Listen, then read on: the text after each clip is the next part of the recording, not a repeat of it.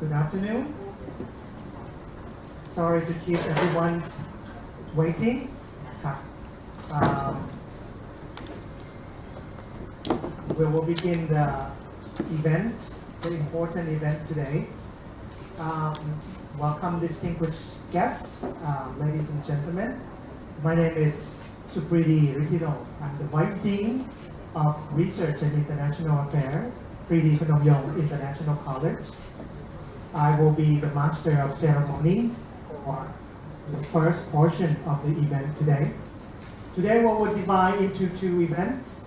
The first will start with the ambassador talk, and the second one, it will be the presentation of the student scholarship by the India business person and entrepreneurs.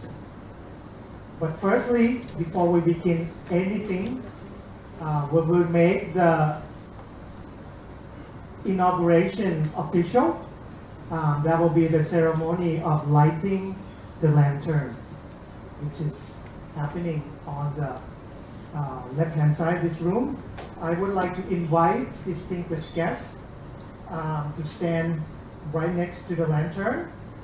First, I would like to invite Your Excellency Suchitra Durai.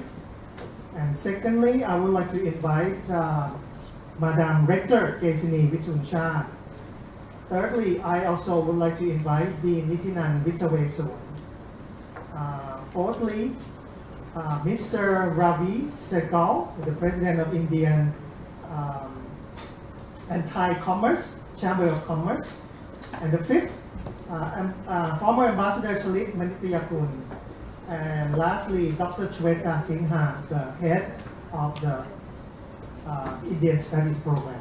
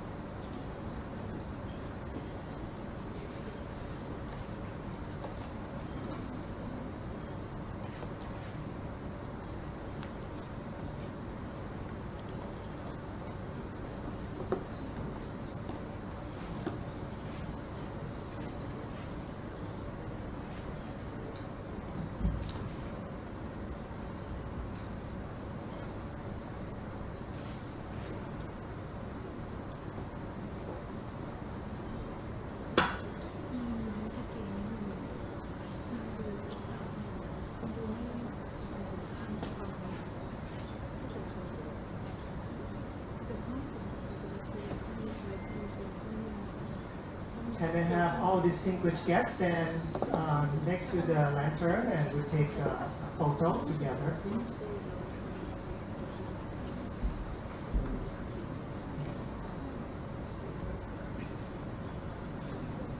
The lights, the candles also representing light and also represent wisdom. In ancient time, where there are lights, where there are educations and wisdom. Thank you very much, all the distinguished guests, to make this event more official and memorable for everyone.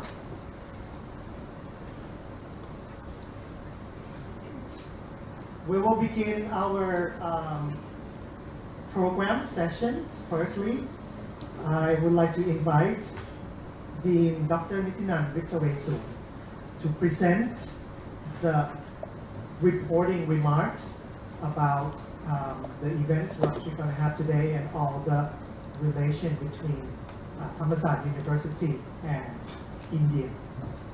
Please welcome Dr. Nitinan Vichawesu.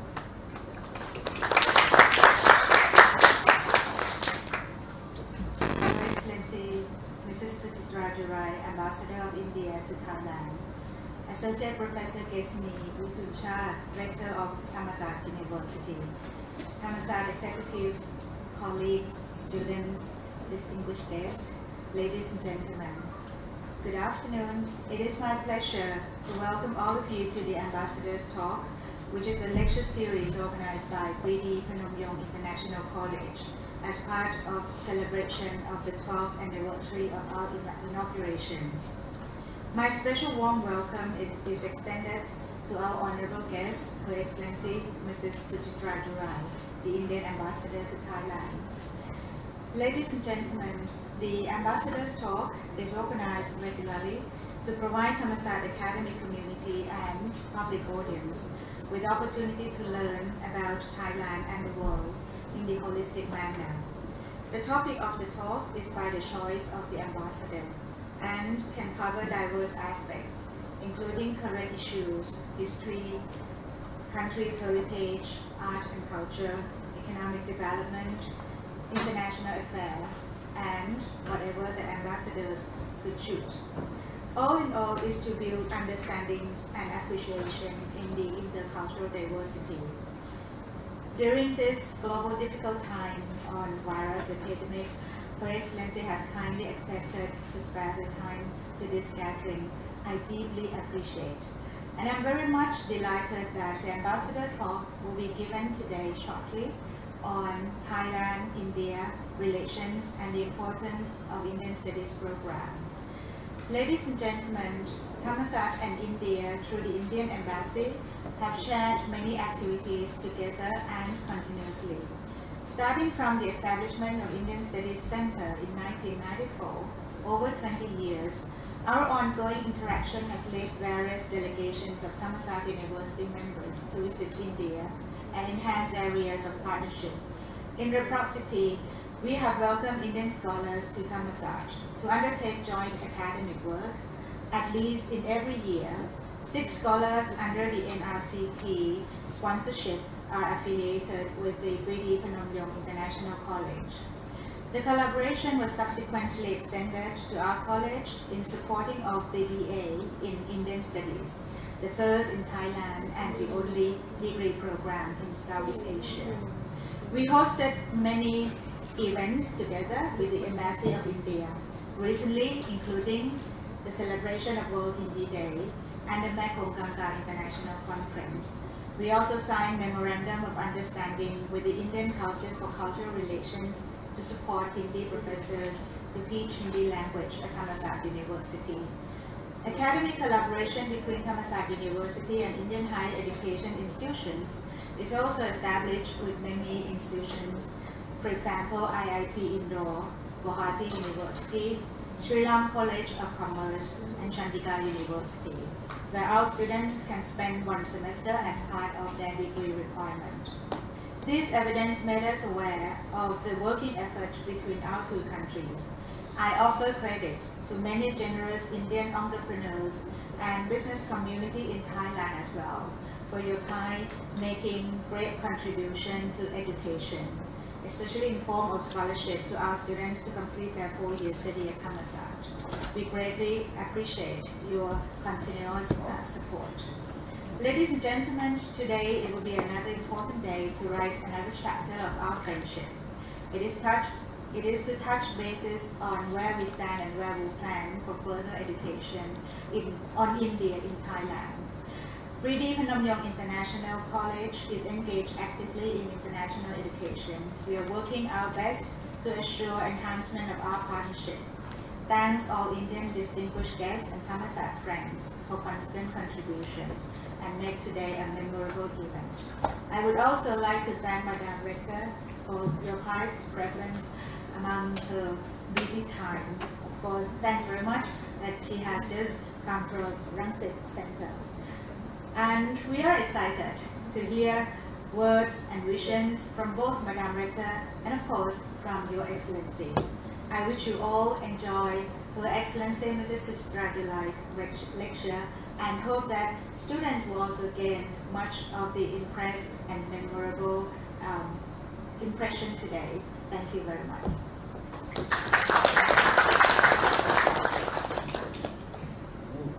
Thank you very much. The reporting remarks by Dean Nithinan Wichoweswar.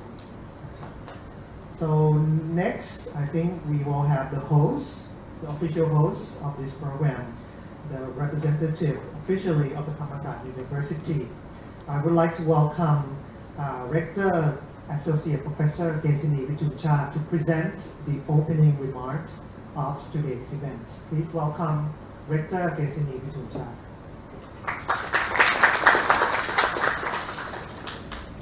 Thank you very much. Your Excellency, this is Suchita Durai, Ambassador of India to Thailand. Dr. Nithinan Wichoweswar, Dean of Preeti Phnom-Yong International College. Dr. Shavita Sinha, Head of Indian Studies Program. Representatives of Indian business community, supporters, donors, colleagues, and students. Distinguished guests, ladies and gentlemen, my warm greeting and welcome to Thammasat University. I'm very pleased to learn about the cross-ties and continuing development of the partnership between Thammasat University and the Embassy of India. From the inauguration of India Studies Center in the year 1994 until now, our relations have been fostered in various aspects, especially in terms of academic collaboration and cultural connection.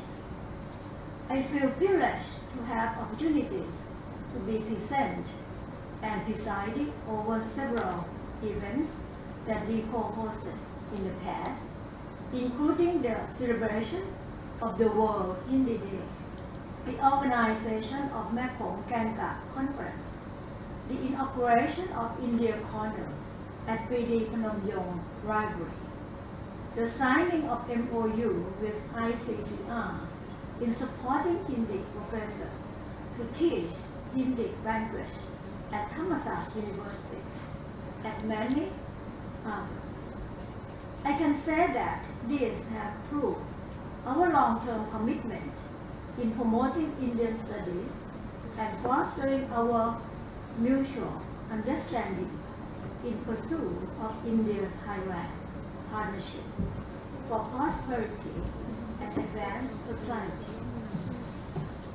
It is our plan that Indian Study undergraduate program has been developed with the tremendous support of the Embassy of India and the Indian business community in Thailand. That our Indian Study program is the first and the only one degree curriculum in Southeast Asia becomes the landmark of the friendship of our two countries.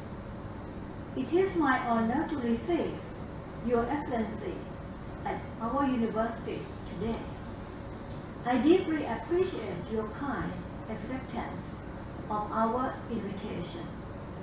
Thammasat University has stressed the importance of nurturing our students to be a valuable global citizen and looking forward to the next step to bring our two countries even closer. We are also fortunate to get support from the Indian business community, especially in the form of granting student scholarship to complete the 4-year study at Thammasat University. I hope that the business community in Thailand from India will support Thammasat Indian Study Program in the future more and more. I'm especially grateful to your support contributing to their success. Ladies and gentlemen, learning from Her Excellency talk on India and Thailand relations will be of great value for us to uncover the opportunities to be cherished further. I hope Ambassador talk will broaden our view and will stimulate further momentum for our mutual progress. So thank you very much.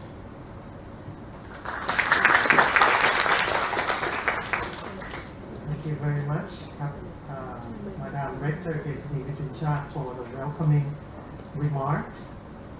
And for the next program, it's the program that we have been waiting for, which is the highlights of what will be happening, which is the Ambassador Talk. During the busiest time of the world of the year, we're lucky to have distinguished guests to be spending time visiting us and also give us a very wonderful talk. So the talk today, the subject will be about India-Thailand relation and the importance of the Indian study program. I would like to invite Your Excellency Suchitra Durai, the Indian Ambassador to Thailand, to the Ambassador Talk. Please welcome Her Excellency.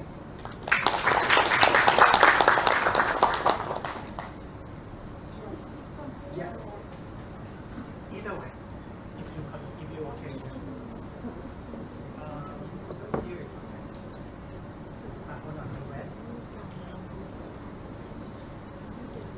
Associate Professor Dr. Gesini Vitunchak, Director of Thammasat University, Ambassador Chalit Mandityakul, former Thai Ambassador to India, a very good friend and colleague, and member of the board of the Preeti Vanamyang International College, Dr. Nityanand Visweswan, the Dean of the Preeti Vanamyang International College, the Vice Dean, Indian diaspora leaders who are all present here in full force, Dr. Shweta Sinha, the head of the India Studies program here at the college.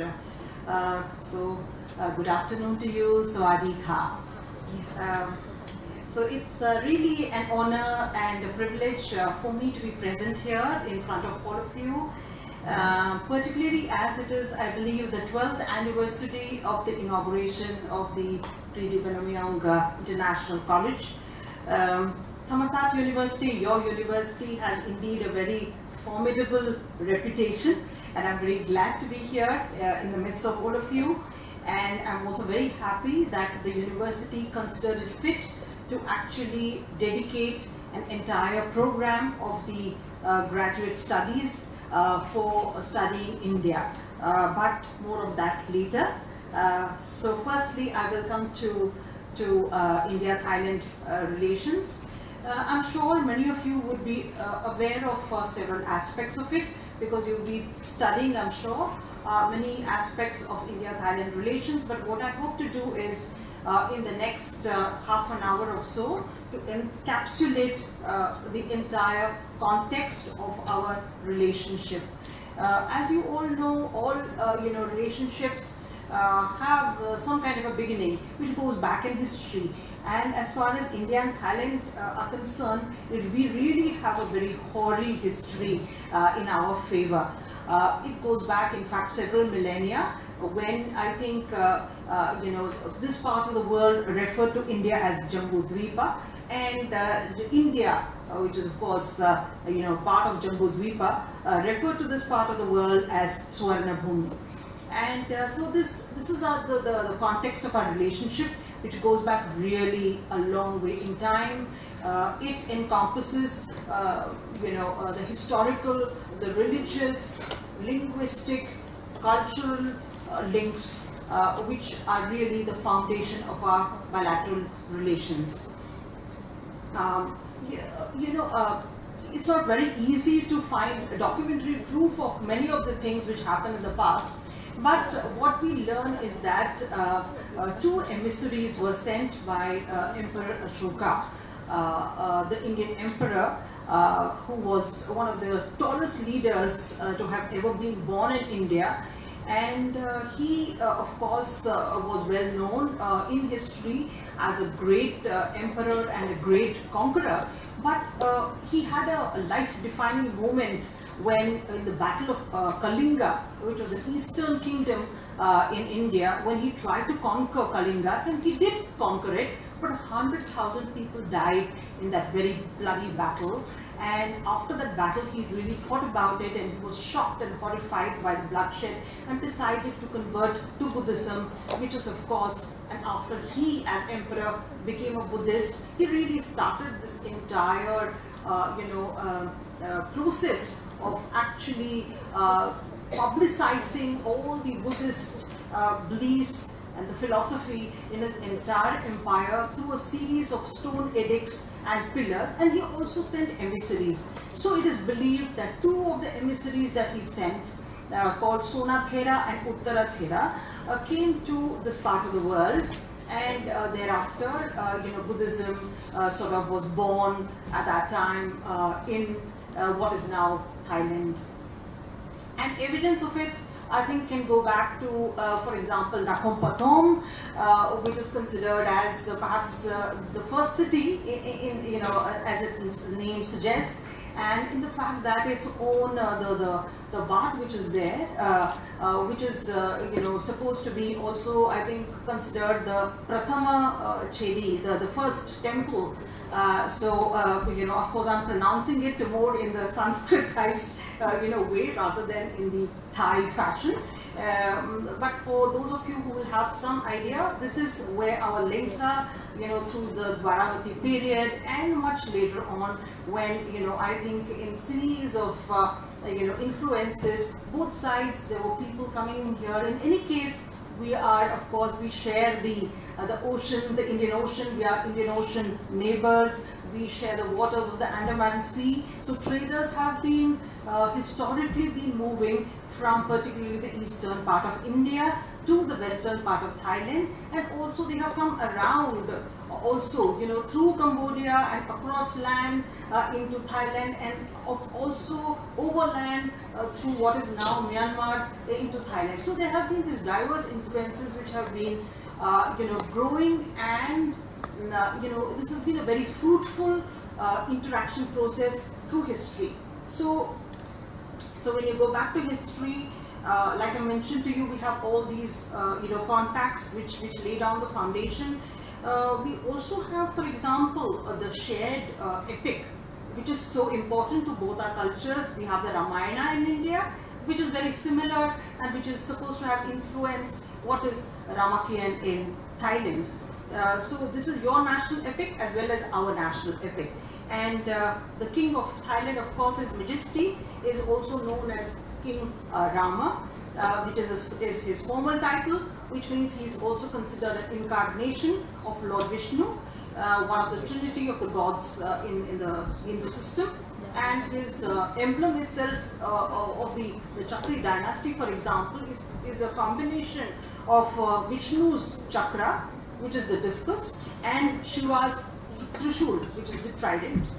And the old capital, of course, of Thailand was Ayodhya, again, which is based on the capital of Lord Rama's kingdom, which itself was Ayodhya. And of course, major Indian gods such as Brahma, Vishnu, called Narayana in Thailand, Shiva or Tribhuti here, Indra, this is the Lord Indra is in fact the emblem of the Bangkok municipal administration. You have Ganesha, you have Umadevi, Lakshmi, they are all worshipped in Thailand. There is a substantive presence of Indian languages, particularly Sanskrit and Pali, which is there in the Thai language. Particularly, I think Pali is very important because of the Buddhist canon is written in Pali itself, and the Thai script itself is said to resemble many Indian languages, and is believed to have actually originated from the script used at one time by the Pallava kingdoms. So if you go, for example, and see this temple in Phimai, you can see the stone inscriptions which are written in the old script, which, even me down the line, I'm a Tamil speaker, I could read, some of the letters which are written there because they are actually the old Pallava script which was written there. So this is the kind of, links that our two countries have, over centuries, over millennia. For example, even our, festivals, they are very similar. the traditional Thai New Year or Songkran, which will shortly come, is also the time when India itself or major parts of India itself celebrating the New Year. So we call it either Baisakhi or Bihu or New Year as it is known, or Vishu or whatever. And here it is Songkran. It roughly follows the same solar point. And the word Songkran itself comes from Sankranti, which means it is actually a positioning of the sun in its cosmic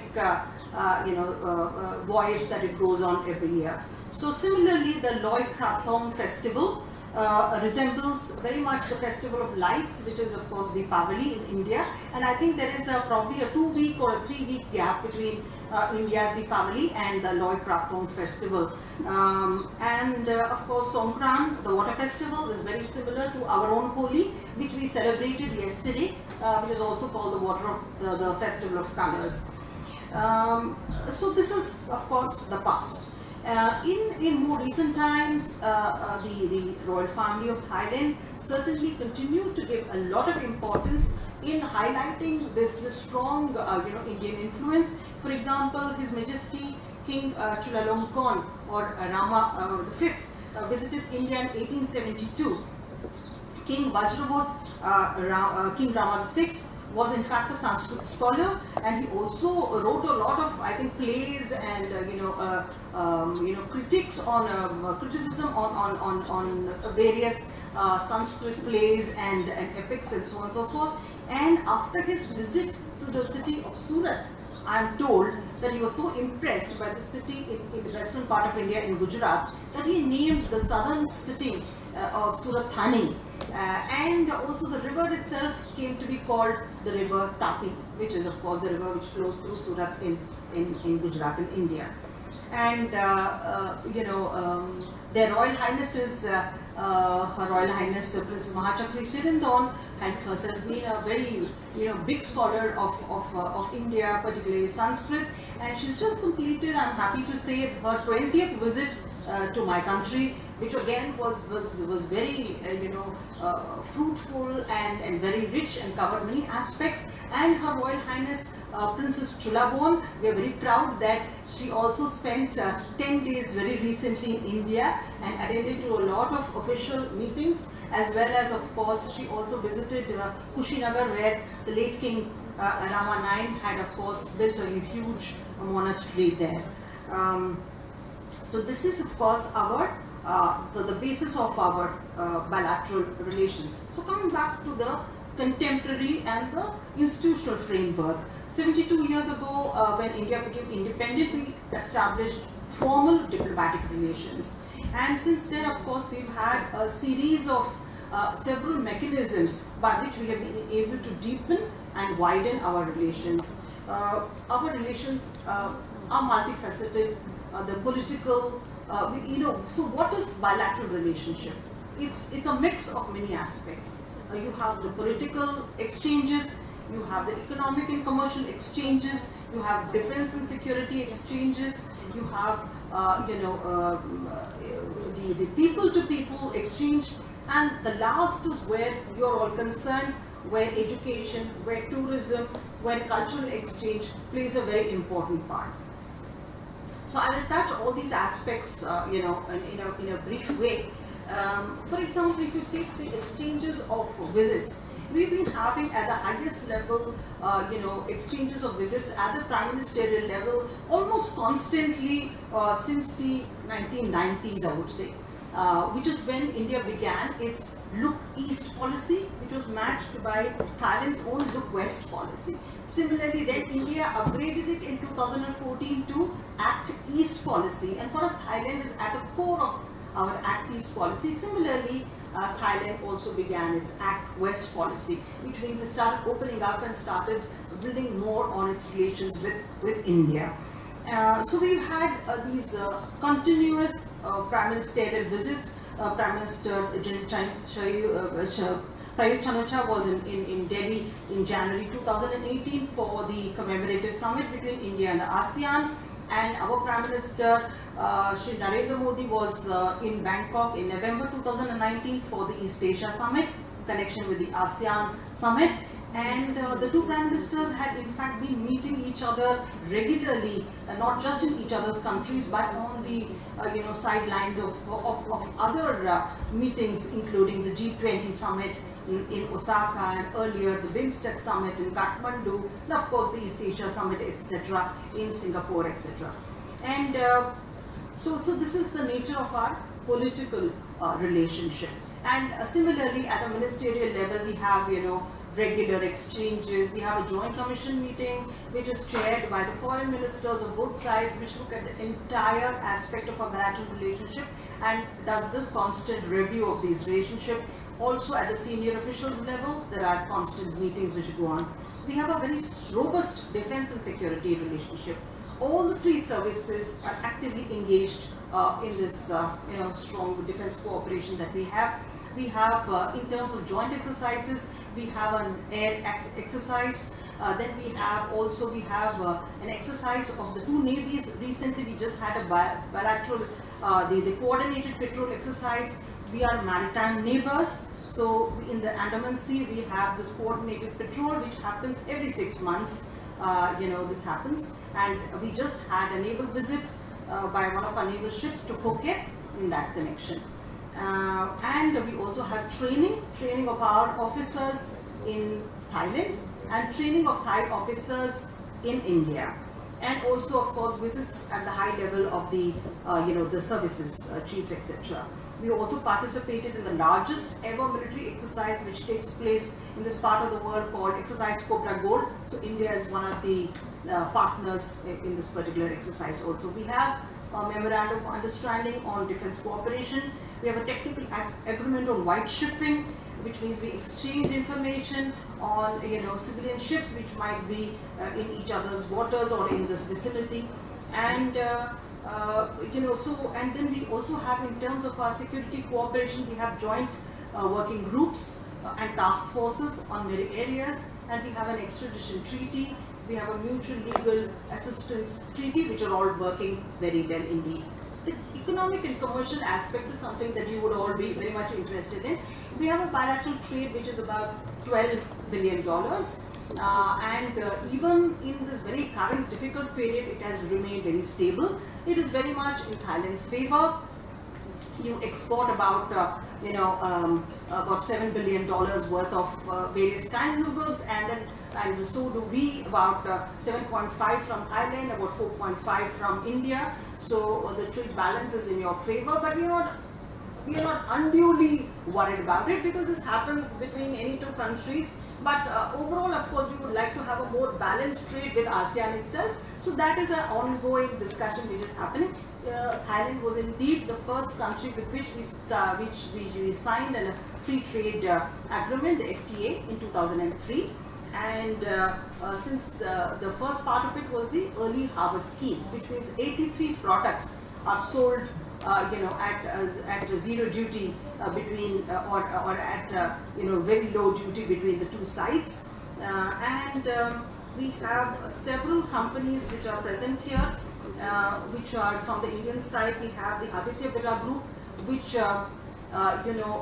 completed 50 years very recently. They have several factories all over Thailand. They're doing excellent business, and from here they branched out and became a huge multinational company. So that is Indian investment which is going on for not just recently but over 50 years in Thailand.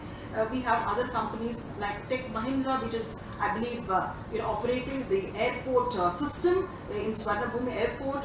We have the Kirloskars, who have been present not just in Thailand but in Southeast Asia. Very important in the irrigation sector. Their pumps are really very sturdy and very well known in most parts of the world which are interested in agriculture. We have, of course, major Thai companies, and of course the Tata Group. The Tata Steel has been present here, the Tata Consultancy Services, they're all doing good work here. And major Thai companies have been operating in India, including the CP Group. They have large operations. You have the the Ital Thai group, which has built the Kolkata airport. You have the Siam Cement group, which is present. Delta Electronics has invested more than $1 billion in India and has large operations. You have the Thai Summit group. Yes, you have Sri Thai Superwear, Krishna Realty, etc. So these are all which are growing from both sides. You have about $100 million worth of investment coming in every year from both sides, and we hope that it will grow even stronger in the years to come. We have, of course, a program of cooperation also in science and technology, so there is some ongoing work which is happening in that area also. Connectivity. Now, connectivity is, of course, directly something which touches all of us. We have 330 flights per week. This is, of course, before the virus hit all of us. So now it might be quite a different number. But this at its, normally it's about 330 flights per week, and we hope that once we are all able to go over this particular problem that we are all suffering from, I'm sure we will have, very good, exchanges once again. And the port connectivity is something that we have been working on last year. So the ports of the eastern seaboard in India, Visakhapatnam Port, Kolkata Port, Chennai Port, Krishnapatnam Port, they all signed MOUs with Ranong deep sea port in western Thailand. So the idea is to cut the long, freight time which is being taken, so that with shortened freight timings, we will be able to make our products more competitive in each other's countries. So that is something which is already ongoing. And of course, the land connectivity, the most important one we are working on, and we are dependent, of course, on a third partner in this, is the India-Myanmar-Thailand trilateral highway. Now, this is complete as far as the Indian side is concerned. It is also complete as far as the Thailand side is concerned.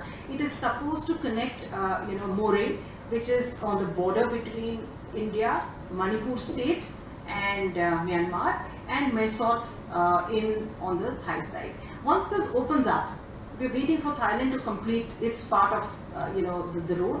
There are some areas which need some alignment issues, etc.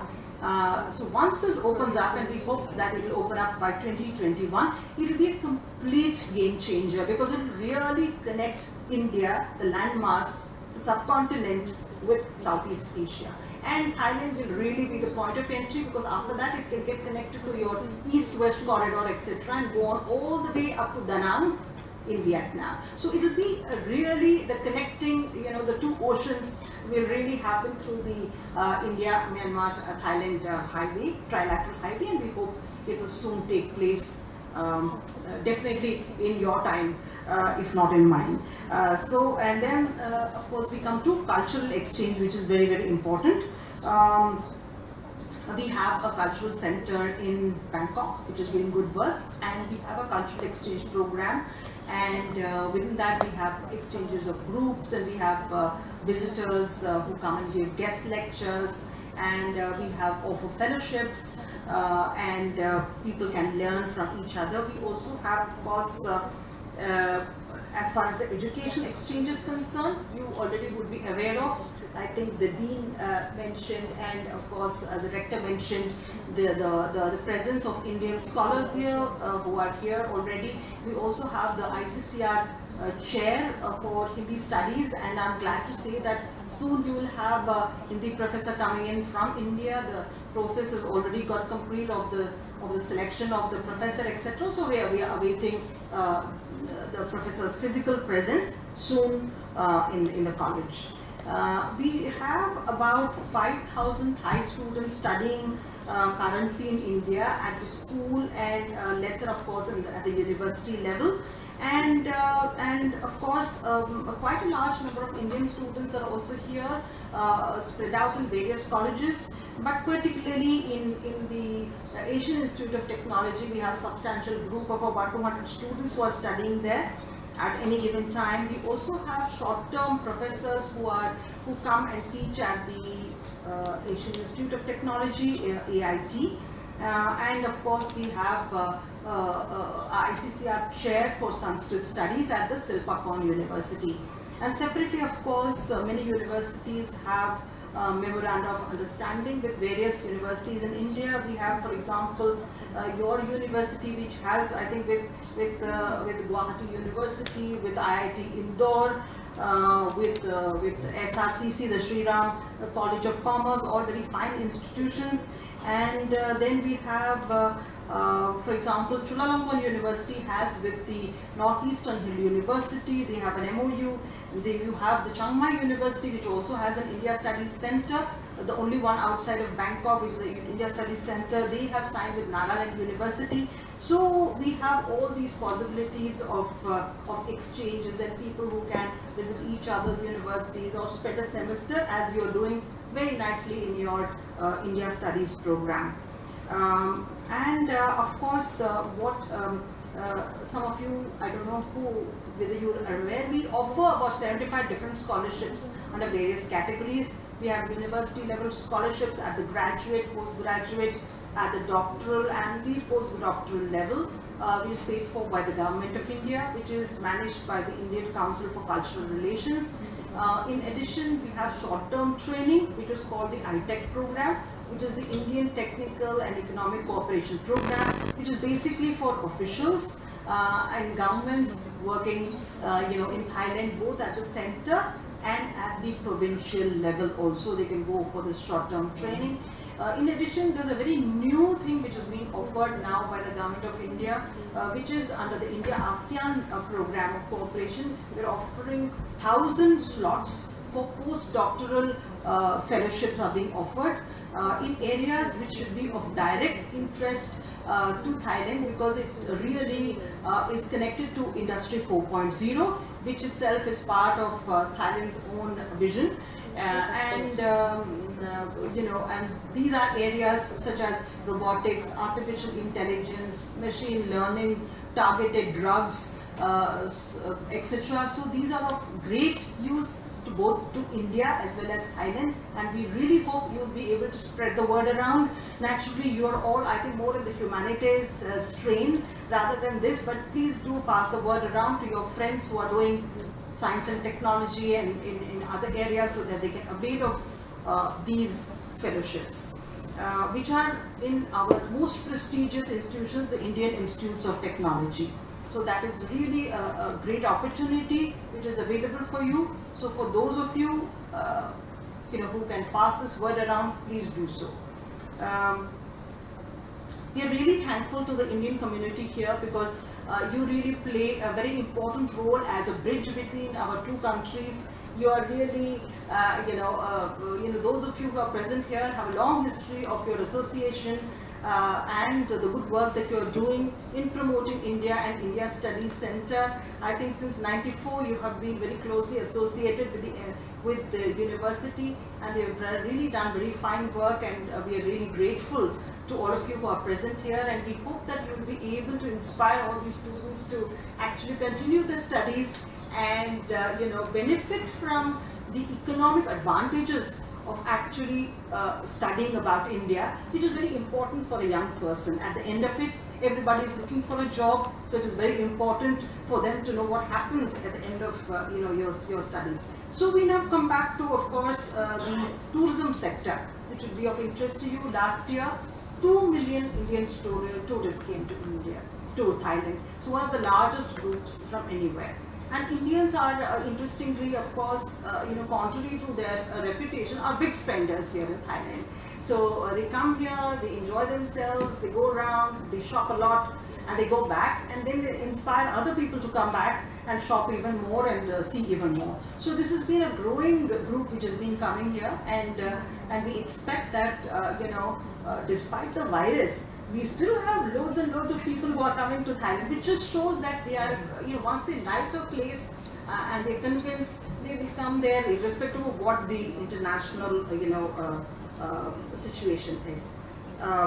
So now I have been talking about, the bilateral aspects of our relations, but this is only one aspect of our relationship, which transcends many other areas as well. We have a regional aspect. For example, of course, there is ASEAN. India-ASEAN relations is a completely, a different area which again has so many opportunities and aspects to it. We became a sectoral partner with ASEAN in 1992. This got upgraded to a full dialogue partnership in 1995. And then we became a summit level partner, which means we started meeting at the level of the head of the government. So the prime ministerial level, India started participating in the ASEAN summits from 2002. We have now 30 dialogue mechanisms between India and ASEAN, touching almost every aspect of our relationship, and it's a very, very important and a vital relationship for India.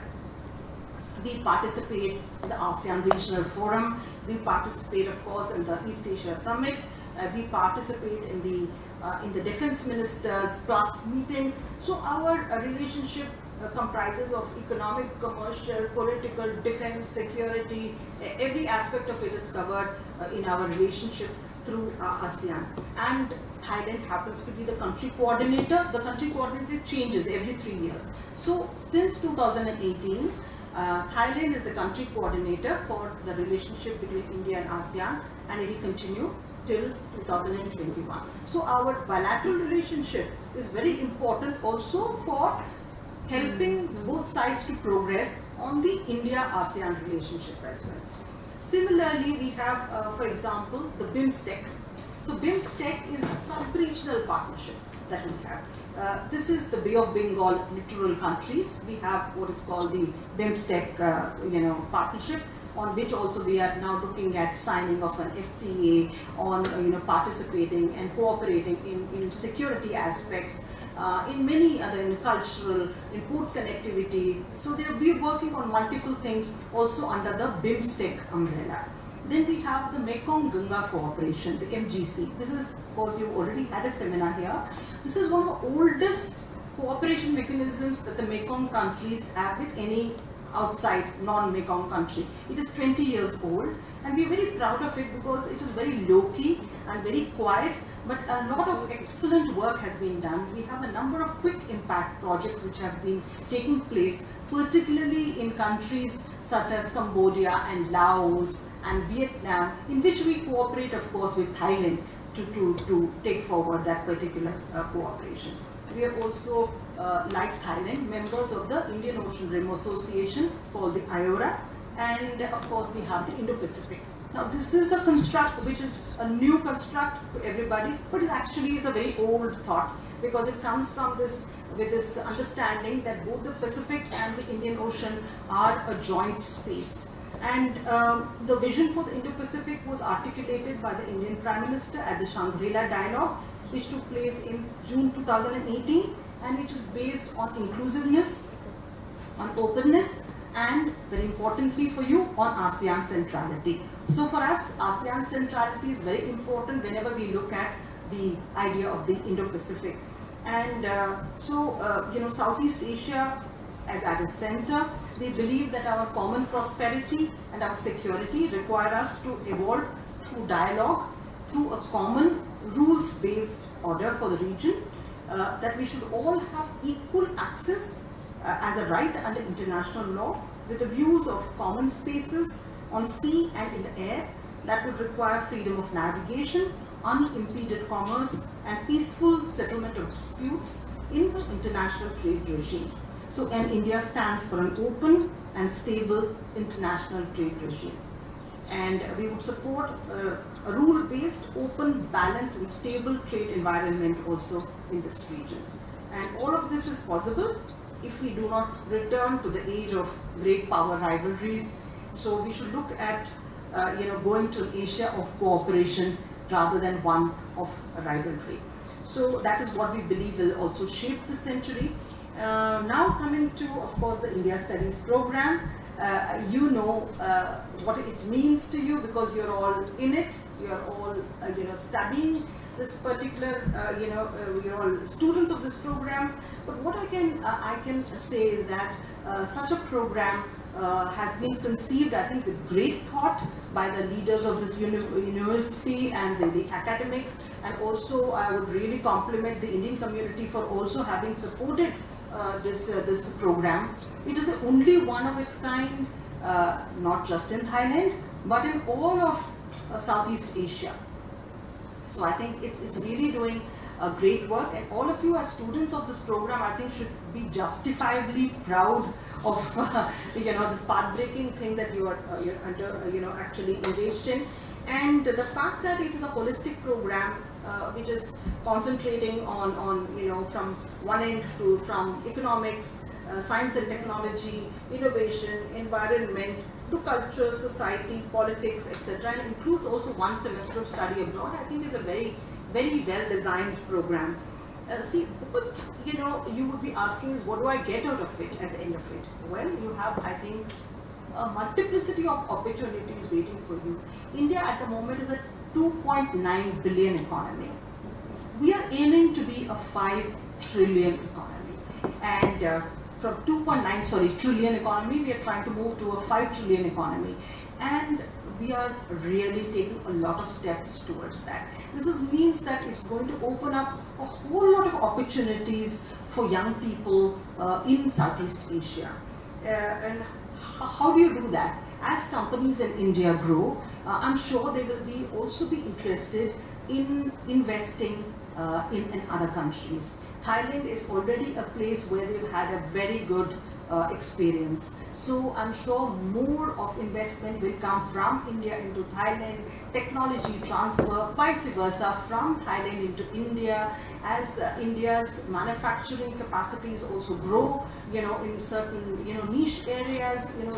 Thailand will also be looking at manufacturing in India because of the economies of scale really work in India. So all of you who already have a certain knowledge of India, who understand its culture, who understand the approach, how India should be approached, will find definitely will be valuable to any country, to any company which is trying to enter into the Indian market.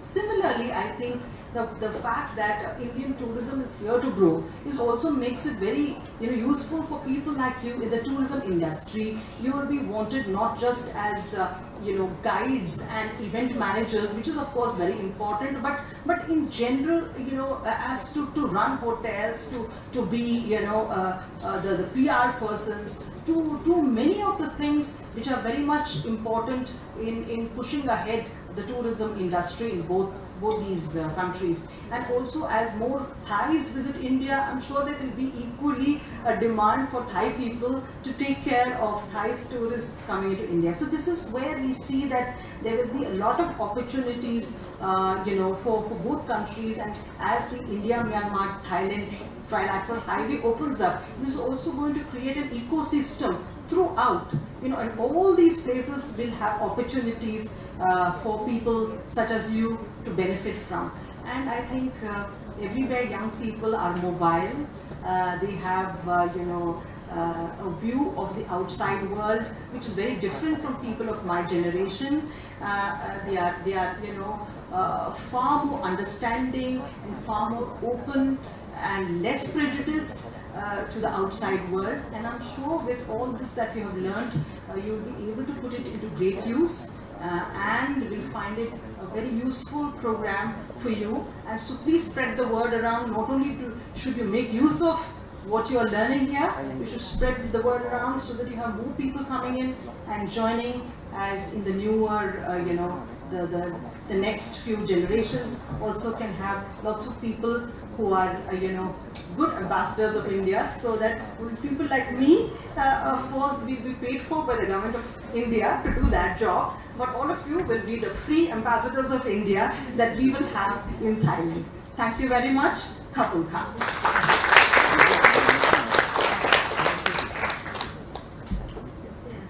From discussion from Ambassador Suchitra Durai talk, it made us very impressive presentation and very fruitful discussion. Make all us, forget about COVID-19. So from your talk, I think Thammasat University role we will support, Indian study program, as much as we can, especially the continuity of the program itself, and also we will help to support in terms of the scholarship and and also foreign professor or international professor that can come to Thammasat University and make a presentation and give lecture to our students.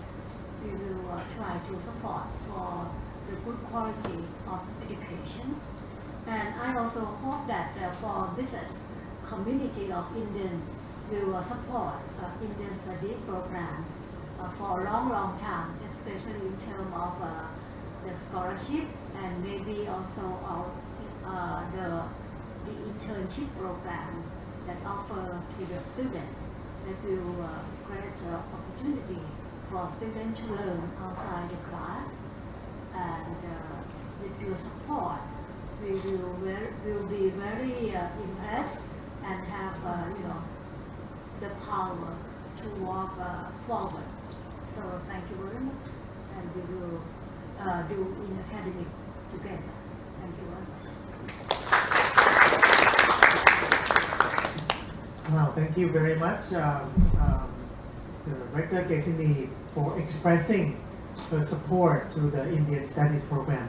Also, thank to Her Excellency Suchitra Durai as well for the wonderful talk. We also didn't realize that how much close tie between two nations in tradition. There's so many things in common: festival, language, culture, and up to modern days. So many excited projects. I'm excited for the trilateral, I guess, right? Trilateral, Myanmar, Thailand, and India. This is so Indian study. We are on the right track. We look like we are doing in the excitement that's about to come. So right now, I would like to open the floor a little bit for the opportunity for questions to Her Excellency Ambassador. But before the okay. Okay. So before the questions, I would like to ask Director Gesini to present the token of